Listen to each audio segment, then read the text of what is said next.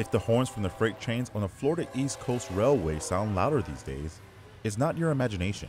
An acoustics expert is coming to determine if the noise is excessive and why the horns appear to sound louder than those used on older locomotives that are no longer in service.